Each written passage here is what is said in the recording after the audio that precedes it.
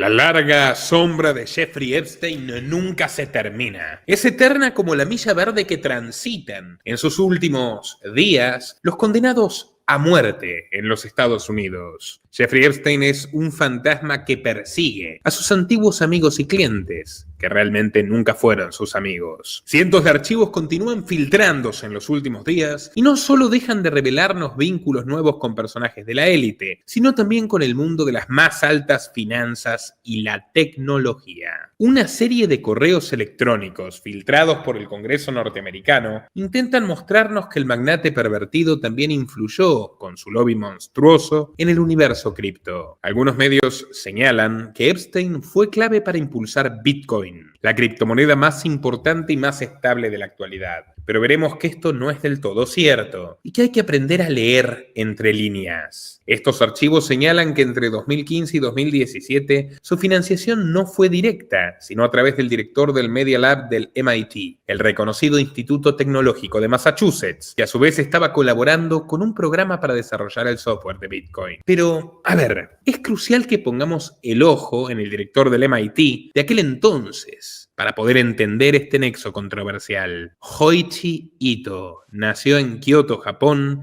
en 1966, pero pronto emigró con su familia a la ciudad de Detroit, en Michigan. Sus tíos habían muerto por el bombazo nuclear de Hiroshima, absolutamente innecesario. Su padre era un investigador científico y su madre era secretaria en Energy Conversion Device, hoy conocida como Obonic Electric, una compañía estadounidense con un nombre distópico que trabaja en distintos tipos de tecnologías energéticas, como combustible sintético, producción de hidrógeno y reutilización de residuos. Su fundador fue Stan Robert Obshinsky, un inventor y científico prolífico que desde los años 50 fue fundamental para moldear el extraño mundo en el que vivimos hoy, con todo lo bueno y lo malo, sus miserias y sus maravillas. Mientras Obshinsky trabajaba en la industria automotriz, Stan estudió neurofisiología intentando replicar el funcionamiento del cerebro humano en dispositivos tecnológicos. Fue un reconocido precursor de Elon Musk y de su siniestra corporación Neuralink, que ya ha controlado a los simios introduciendo chips en su cerebro, matando a 15 de los 23 monos de su primera investigación y actualmente experimenta en humanos. We can interact with the Neuralinks simply by pairing them to an iPhone, just as you might pair your phone to a Bluetooth speaker. The links record from more than 2,000 electrodes implanted in the regions of Page's motor cortex that coordinate hand and arm movements. Stan publicó escritos sobre la naturaleza de la inteligencia humana a partir de experimentos sobre el cerebelo de mamíferos. Con esos estudios inventó Ovitron, un interruptor electroquímico artificial inspirado en el modelo de la sinapsis neuronal, la comunicación entre las neuronas. Así, se convirtió en un pionero de las nanoestructuras y con su empresa logró desarrollar baterías para vehículos híbridos, laptops, paneles solares, cámaras digitales y teléfonos móviles. You might tap on to all this, and what you have is a showcase of how you can have energy without pollution, without climate change, without war over oil. Then build new industries in Chile from your own natural resources. Your people, your politicians, they are a real natural resource. El joven Hoichi Ito pudo conocer muy de cerca a Stan Obshinsky, quien le devolvió esa cándida admiración, advirtiéndole a su madre que no era un niño convencional, como si hubiera presentido el fatídico destino que le aguardaba al pequeño.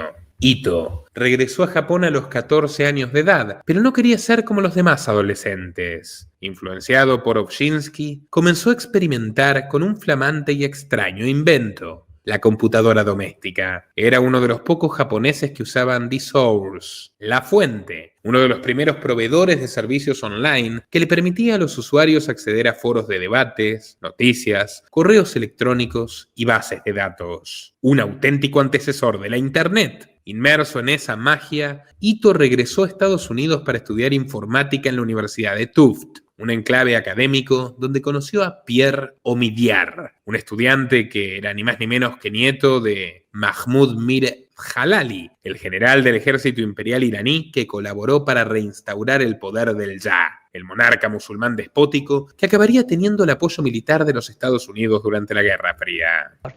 Volíem conservar la nostra neutralitat, però les superpotències es van voler assegurar de tenir l'Iran al seu costat ocupant-lo. I va ser així com, durant aquell període d'ocupació, els iranians van anar coneixent gradualment els nord-americans. Després de l'ocupació es van firmar tractats, i llavors l'Iran es va posar voluntàriament de la banda dels aliats. Por su gran lealtad al régimen, el general Mahmoud fue nombrado jefe de las industrias militares iraníes y con su fortuna cosechada logró que su nieto se fuera a estudiar a la Meca tecnológica. Y rindió sus frutos. Pierre Omidyar acabaría fundando en 1995 una pequeña empresa de comercio electrónico llamada eBay, pionera en las ventas online.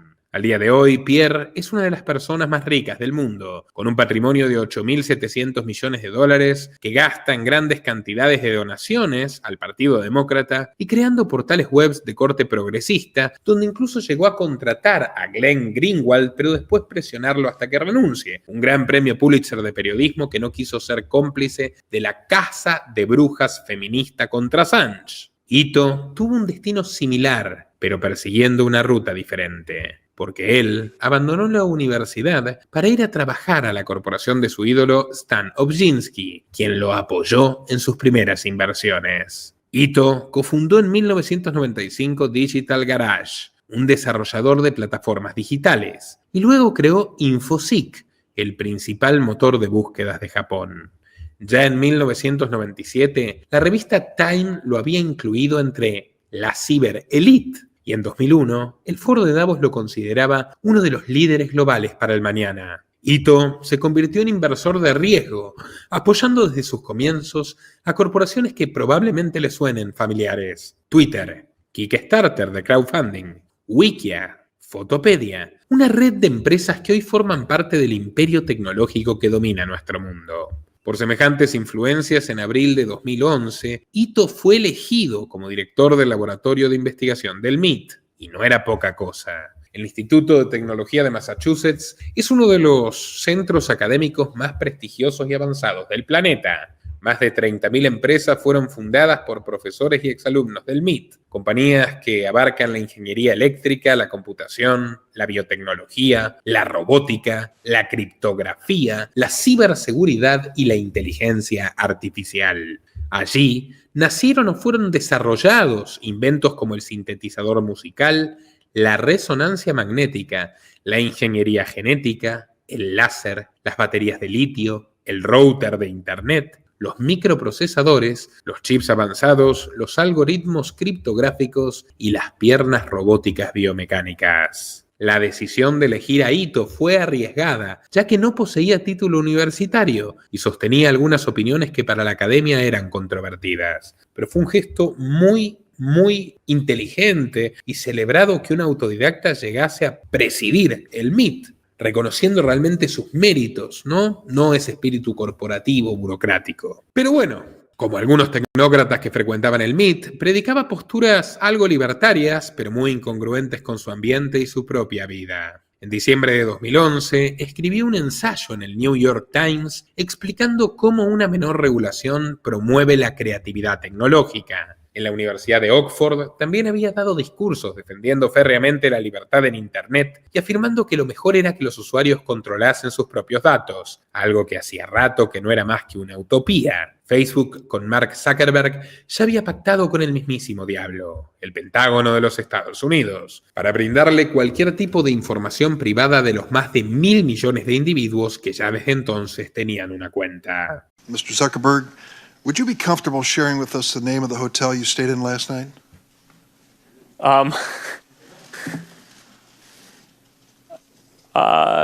No. If you've messaged anybody this week, would you share with us the names of the people you've messaged? Senator, no, I would probably not choose to do that publicly here. I think that may be what this is all about. Hay que reconocer que Ito no se quedó en las palabras. En 2015, bajo la dirección del MIT, impulsó una iniciativa de investigación para estudiar Bitcoin y contrató a desarrolladores de la criptomoneda como Vladimir van der Laan y Cory Field. Mientras tanto, el empresario japonés brindaba conferencias eufóricas sobre cómo Bitcoin podría transformar al sistema financiero. Pero pronto volvió a mostrar su verdadero rostro. En noviembre de 2016, en las vísperas de una elección histórica que enfrentaba a Hillary contra Trump, Ito se reunió con el presidente Barack Obama para hablar sobre el futuro de la tecnología en Estados Unidos. Autos eléctricos, que cuántas vidas se cobraron, inteligencia artificial, está por verse, redes neuronales y monedas digitales. Now, we need to figure out how do we get what's already happening around us, but is just going to be more and more incorporated in our daily lives. How do we get that right? I think this may upset some of my students at MIT, but one of the concerns that I have about AI is it's been a predominantly male gang of kids, mostly white, who were more comfortable talking to computers and human beings that have been building the core computer science around AI. And not all of them, but a lot of them feel that if they could just make that science fiction general AI, we wouldn't have to worry about all the messy stuff like politics and society. And there's almost like a church of this belief headquartered in Silicon Valley. El propio Ito reconoció que Silicon Valley es una iglesia donde adoran la tecnología sin pensar. En enero del año siguiente, ya se encontraba ofreciendo una conversación en el foro de Davos donde quería vincular los proyectos que él financiaba en el MIT con la filosofía que propone Klaus Schwab para la cuarta revolución industrial, la regulación inteligente. Por supuesto que es un eslogan socialista totalitario. Gracias a esas prédicas, recibió meses después casi $6 millones por parte de diversas instituciones para cofundar, el Fondo de Ética y Gobernanza de la Inteligencia Artificial, que apoya proyectos políticos sobre los nexos entre la IA, los medios de comunicación y la justicia social y penal. Pero la justicia le acabó cayendo al propio Ito, porque en 2019 se reveló la enorme red depravada de conversaciones que mantuvo con Epstein, y no solo se supo que éste había financiado al director del MIT para su proyecto sobre Bitcoin, sino que además se descubrió que Ito le agradeció personalmente a Jeffrey en su correo electrónico. En ese momento se creía que había invertido $1.200 millones. Pero la relación, amigos, era más profunda. Aún se ignoraba que Epstein no solo era un financista, sino también un intermediario de otros financistas peores que él. Ito también había recibido $5 millones por parte de Leon Black, un empresario que en muchas ocasiones ha retratado Nicolás Martínez Laje. Descendiente de judíos polacos, Black logró ser un inversor millonario, siendo la mano derecha de Michael Milken, conocido como el rey de los bonos basura y recientemente, un gran patrocinador de Javier Milei. Mírenlo sonriendo en esta foto. Michael Milken acabó en prisión condenado por fraude y manipulación, pero Black pudo sobrevivir a la condena de su jefe y fue elegido CEO de Apollo Global Management, una firma que le llegó a entregar a Epstein $158 millones. No exagero, eran íntimos amigos y compartían una gran pasión por el arte y las lolitas. Black poseía una obra original de Rafael y una de las 4 versiones del Grito de Edvard Munch, que consiguió pagando el precio más alto que nunca en la historia de la humanidad se había pagado hasta entonces por una obra de arte. También adquirió un Talmud de épocas babilónicas y llegó a ser ni más ni menos que el presidente del MoMA, el horripilante Museo de Arte Moderno de Nueva York. Pero que aún así es muy prestigioso. De hecho, Black vendió una escultura de Alberto Giacometti por $25 millones mediante una asesoría de Epstein, cuya mansión estaba poblada por decenas de obras lujosas y sombrías. Se dice que esa escultura la compró Ana Botín, pero no pude corroborarlo. ¿Recuerdan el famoso cumpleaños número 50 de Jeffrey Epstein? ¿Recuerdan que Trump decidió dedicar un dibujo de una mujer desnuda y una conversación imaginaria? Leon Black se inspiró aún más y le dedicó a Jeffrey un poema satírico y perturbador titulado con una sigla que significa Niño del Cártel de Vanity Fair. Algunos de los versos decían así: rubio, pelirrojo, moreno, dispersos geográficamente. Con esta red de pececitos, Jeff ahora es el viejo y el mar. Bueno, él también era un pescador avesado, un viejo lobo marino, pero la impunidad se acabaría en 2021, cuando una mujer llamada Gutzel Ganieva aseguró que Leon Black había abusado carnalmente de ella junto a Jeffrey y había sido obligada a firmar un contrato por su silencio. Y aunque no lo crean, eso no sería lo peor, porque al poco tiempo Leon Black también recibió una demanda por haberse aprovechado en 2002 de una jovencita de 16 años con autismo y síndrome de Down en el mismísimo apartamento del mugroso Epstein en Manhattan. El empresario no pudo sostener el peso mediático encima y acabó renunciando a su empresa, al igual que lo hizo Ito en el MIT, dos Crypto Brothers cómplices de esta enorme conspiración perversa protagonizada por Jeffrey. Hay algunos medios y lobbies de bancos y monedas nacionales que quieren esparcir la idea de que Epstein era un promotor de las criptomonedas con el fin de difamarlas para asociarlas a empresarios diabólicos. Pero se esconde otra verdad. Unos correos de febrero de 2018 muestran una conversación crucial entre Jeffrey Epstein y su amigo Steve Bannon, por entonces estratega jefe de la Casa Blanca.